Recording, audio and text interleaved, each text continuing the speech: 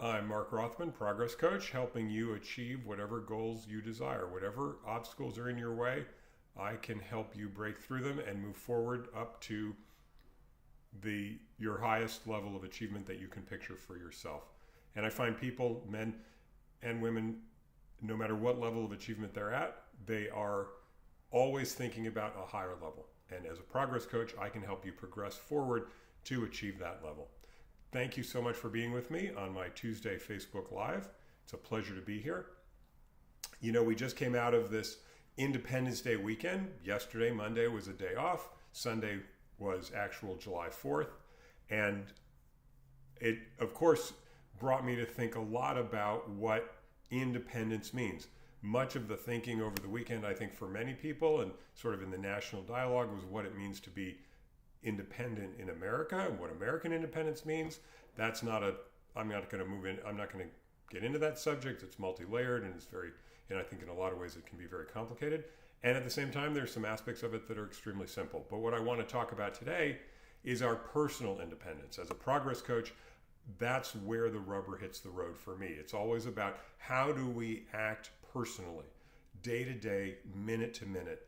One of my most powerful or all-encompassing ideas is that we change how we impact the world really in very minute and very small actions.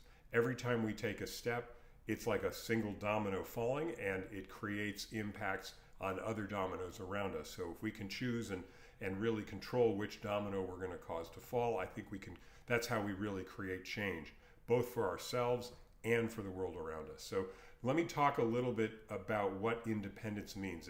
Of course, it means I think we all have a working understanding of it. It's the idea that we are independent. We are solely responsible for ourselves. That's what independence means. And this came home to me actually within the last week in a kind of funny domestic situation. On Thursday afternoons, Thursday evenings, I have a very tight schedule. I go from a client to my own men's circle that I participate in, not one that I'm facilitating as a leader or coach, but one that I'm actually a participant in. And I have a very small window of time to eat dinner. And my wife usually has something simple prepared for me, which I'm very grateful for, or there's some kind of plan. And last Thursday was kind of a broken plan. She had some other things she wanted to do outside of the house, and she wasn't going to be home at dinner time. So she had prepared potatoes for herself. And, a microwave potato takes like 12 or 15 minutes. She had one prepared ready for me. Very generous, very helpful. I very much appreciate that. But there was no way I could cook the potato and have time to eat it in the time that I had before I had to move from my client to my own circle. So I left the potato and made a protein shake, took a protein bar, and just sort of had a snack, figuring I'd figure out dinner afterwards. What I'm not proud of is that I felt sorry for myself. She was going off she was doing something socially, she was going to have all this fun, and I was kind of left with this potato, kind of like, yuck. This is all I get, sloppy seconds. And I brought it up in my circle, and the men in the circle were very clear. They said, "Who's responsible for your dinner, Mark? Are you a completely dependent man, or do you want to be an independent man?" And that's a very important thing to say, because I want to talk about independence and I want to distinguish it from interdependence. There's a difference. So for instance, I am interdependent on my wife and with my wife. There are things, a tremendous amount that she does to sustain our household, which I'm extremely grateful for. And there are things that I hope and I assume I return to her as well, that strengthen her and support her and give her support and strength so she can be the powerful, effective woman that she is. And I want to talk about that interdependence distinguished from independence in context as well with the 9 components for progress, which you can see are on the screen behind me. And I'm going to see if I can bring the computer up a little bit and you can sort of see the components. I'm not sure how well this is broadcasting, but if you look at them, the components are vision, commitment, logical plans, reasonable timelines, milestones and measures, community, challenge risks, new skills, failure, and trust the process. Now, what we don't see anywhere in there is independence. In fact, we actually have in those 9 components the complete opposite. We have community. Well, is it the complete opposite? That's what I want to talk about. Because I can only be powerful to my community. I can only be effective to the people around me, to the people that depend on me, to the people that I support and that I want to help, if I myself am independent and strong. So I need to find my own independence. I need to find my own self-sufficiency so that I can be the strongest person I can be for myself. So in the case of the potato incident, what I'll call the potato incident, I realized with the help of my circle, with the help of community, I realized that I needed to be able to take care of myself. And this was no surprise. There have been multiple times in my life when I've been incredibly good at taking care of myself. I think about, for instance, when I was 18 years old, there was a very powerful moment when I left for college. I went to college on the other side of the country. I'm in Los Angeles. I went to college in New York. And there was a very distinct moment when I said goodbye to my parents at the airplane, turned around and went onto the plane. And I will never forget that moment when I turned my back on my family. I turned my back on my past, on my city, Los Angeles. And I knew when I turned and headed towards my future. That's literally what that moment felt like.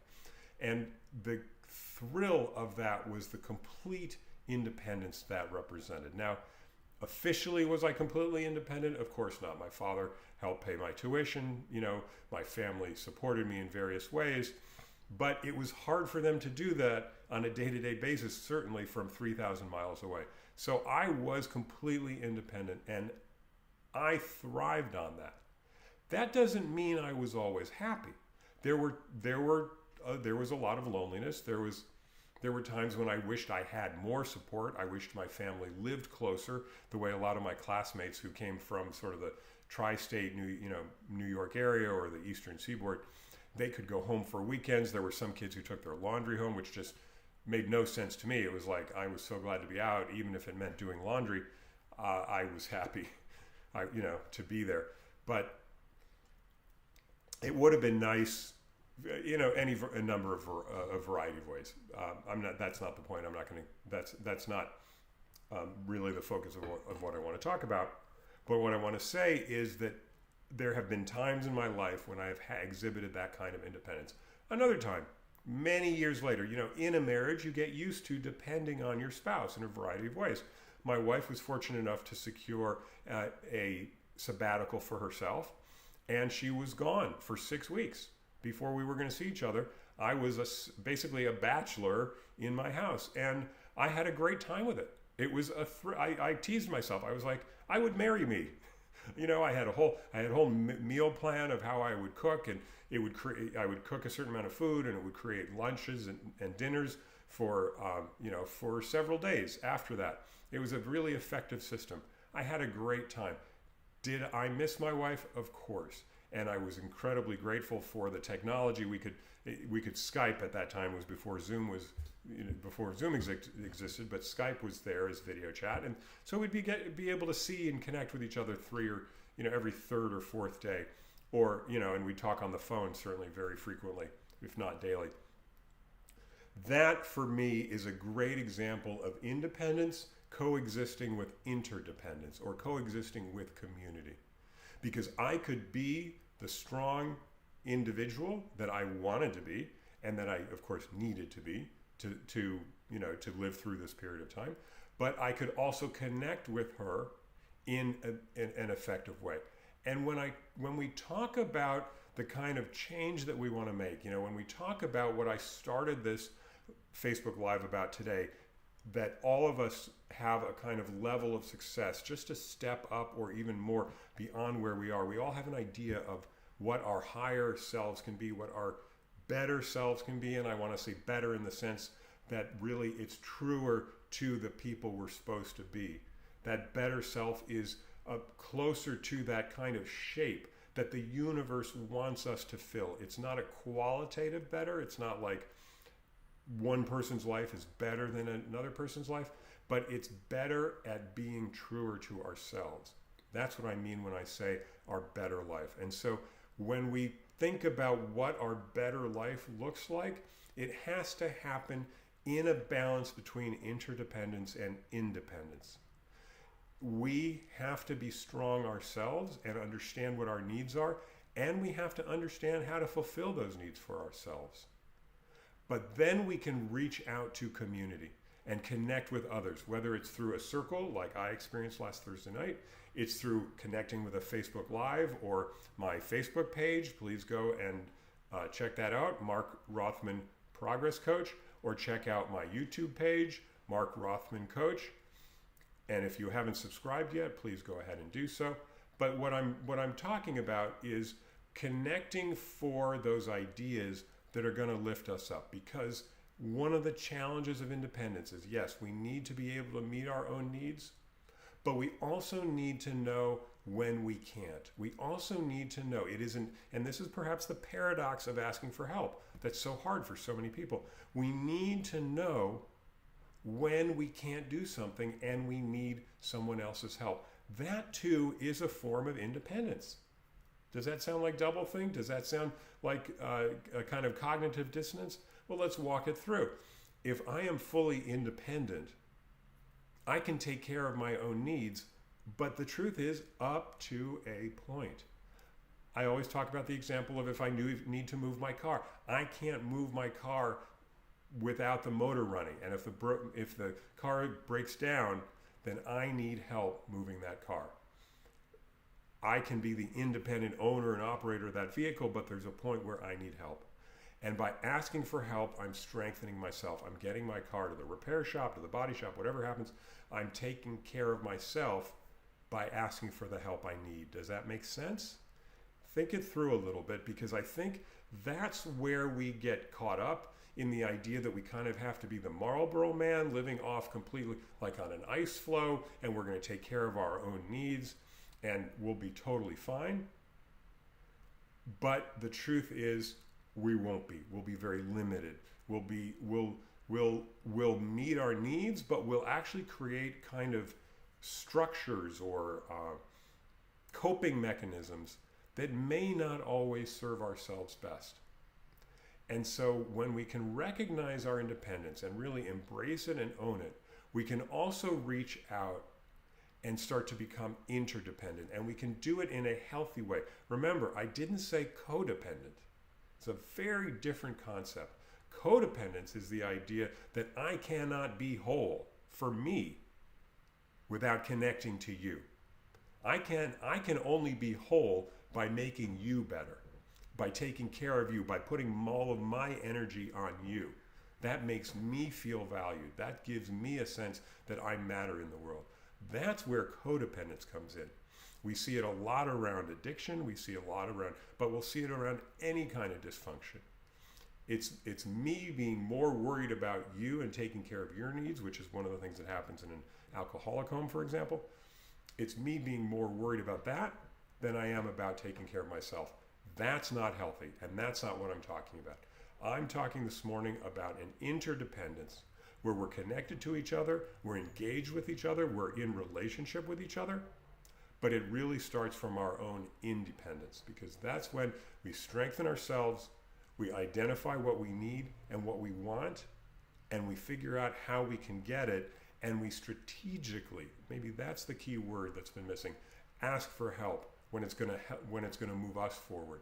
And we can also give back. That's a big part of being independent, is having what to give, having the strength to give in a way that is a true gift, and it is not coming out of our own need. It is not building ourselves up to give ourselves a sense of identity or meaning, but it's something that it's actually I can bestow upon you as a gift without any strings attached, without any invoices or deals. It's a part of our interdependence. Thank you for joining me today. Let's think about this week as you move through for the next 7 days. Where are you being fully independent? How can you strengthen your own independence? Where are you being interdependent? Where can you strengthen your interdependence? Where can you take baby steps to build those relationships? And let's keep an eye out. Where am I being codependent? Where I'm more worried about another person's satisfaction or healthiness or contentment to the point where I'm ignoring or putting myself, my own independence, on a lower priority. Look forward to hearing your comments. Please respond, give me comments and replies on my Facebook page. This is also on the YouTube page. There's plenty of room to reply. I look forward to getting back to you and after hearing your comments. If you haven't liked this video, please go ahead and like it. And if you have not yet subscribed to my YouTube channel, please go ahead and do that as well. Thanks. See you again next Tuesday.